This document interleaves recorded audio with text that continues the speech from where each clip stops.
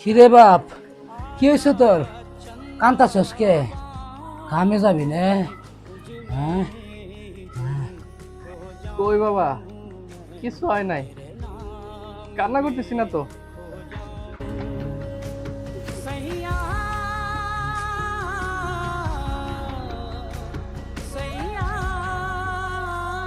কিরে, তুই এখনো গাড়ি না বেরোস নাই? আর কান্না করতেছিস কেন? কি হয়েছে তোর? প্রতি মাসে আমার বিল হয় 900 টাকা, আর এই মাসে আইছে 9000 টাকা। কি, 9,000 টাকা? হ, 9000 টাকা বিল আইছে। তুই ক, এই 9000 টাকা বিল আমি কেমনে দিব? কোন রকম রিক্সা চলে, আমার সংসারটা চলে। বাবা ঘরে অসুস্থ, প্রতি মাসে তার 5 থেকে 6 হাজার টাকার ওষুধ লাগে। আমি আমি এই রিক্সা চালাই, কেমনে বিদ্যুৎ বিল দিব? আমি শুধু একটু রিক্সাটা চার্জ দিই, আর একটা লাইট জ্বলে, একটা ফ্যান চলে, তাই বলে কি এত বিলাইব? প্রতি মাসে আমার 900 1000 টাকা এরকম বিল আহে। 9000 টাকা বিল আইছে, কেমনে এই বিল দিব? আর বিল না দিলে বলে লাইন কেটে দিব। লাইন কেটে দিলে আব্বা এমনি অসুস্থ, আরো অসুস্থ হয়ে যাব। শুধু তোর না রে, অনেকেরই নাকি এই মাসে বিল বেশি আইছে।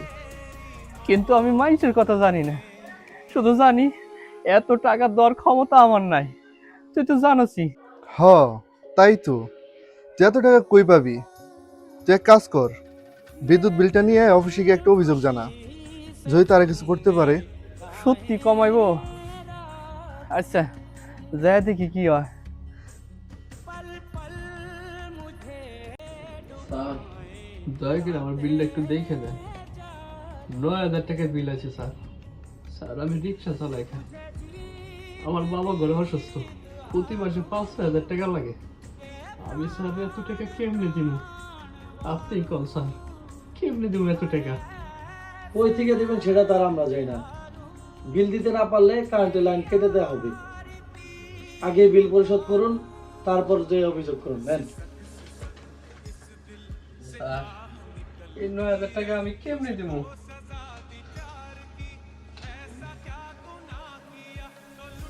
ওই ওই কি ওই ফ্যানটা চালাই দে, আমার খুব খারাপ লাগছে। আল্লাহ রে, ও ফ্যানটা চালাই দে। হ্যাঁ, হ্যাঁ।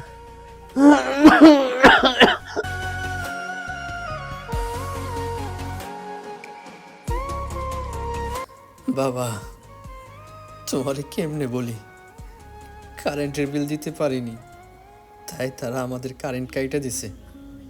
বাবা, তাদের কত করে বললাম এত টাকা দেওয়া সম্ভব না আমার পক্ষে, তারা আমার কথাই শুনলো না, তারা আমাদের কারেন্ট কাইটেই দিল।